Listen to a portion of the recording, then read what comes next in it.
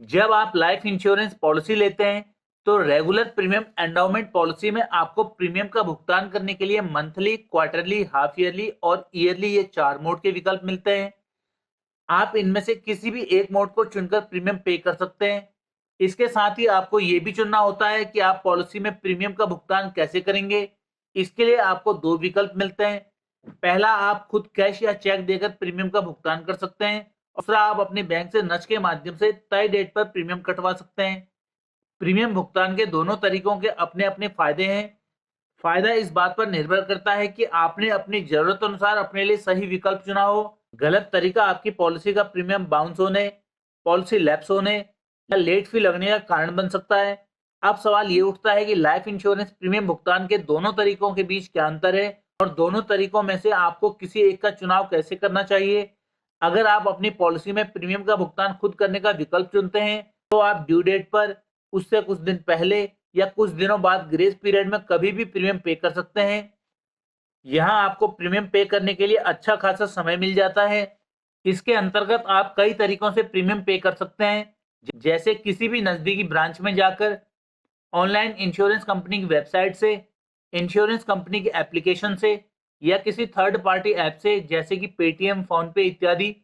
दूसरी तरफ अगर आप अपनी पॉलिसी में प्रीमियम का भुगतान करने के लिए नच का चुनाव करते हैं तो फिर आप एक तय डेट पर अपने बैंक को प्रीमियम पे करने का इंस्ट्रक्शन देते हैं और बैंक द्वारा ऐसा ही किया जाता है।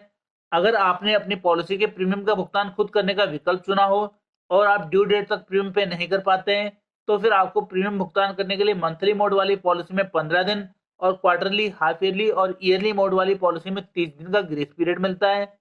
आप इस अवधि में भी बिना कोई लेट फी दिए अपने प्रीमियम का भुगतान कर सकते हैं और यदि आप ग्रेस पीरियड में भी प्रीमियम जमा नहीं कर पाते तो फिर पॉलिसी लैप्स हो जाती है। दूसरी तरफ अगर नच वाले केस में जिस दिन आपके बैंक में प्रीमियम कटना हो उस दिन बैंक में उतना बैलेंस ना हो तो फिर वो किस्त बाउंस हो जाएगी और फिर आपका बैंक और बीमा कंपनी दोनों चेक बाउंस की तरह चार्ज काटती हैं। बैंक आपके खाते से चार्ज काटेगा और बीमा कंपनी अनपेड प्रीमियम में बाउंस चार्ज जोड़ देगी। फिर आपको ग्रेस पीरियड की अवधि समाप्त होने से पहले प्रीमियम का भुगतान करना होगा। इसके बाद ही बैंक नच के माध्यम से अगली किस्तें काटेगा। इस प्रकार आपने देखा कि अगर आप प्रीमियम का भुगतान खुद करने का चुनाव करते हैं तो आपको प्रीमियम पे करने के लिए काफी समय मिल जाता है और आपके पास कई ऑप्शन भी होते हैं। जबकि दूसरी तरफ नच का चुनाव करने पर आपके खाते से तय डेट पर प्रीमियम की राशि खुद कट जाती है, चाहे आपको याद रहे या ना रहे। नच का फायदा तभी होता है जब आपके खाते में हमेशा बैलेंस रहता हो, जिसकी पेमेंट खाते में आती है। खासकर गवर्नमेंट सेक्टर में काम करने वाले लोगों को लॉन्ग टर्म तक इस प्रकार भुगतान करने में कोई परेशानी नहीं होती, परंतु प्राइवेट सेक्टर में कार्यरत लोगों की आय फिक्स नहीं होती। इस कारण उनका काम बंद होने पर इसका असर उनकी पॉलिसी पर भी पड़ता है और बैंक में बैलेंस ना होने के कारण उनका प्रीमियम बाउंस होने का डर रहता है।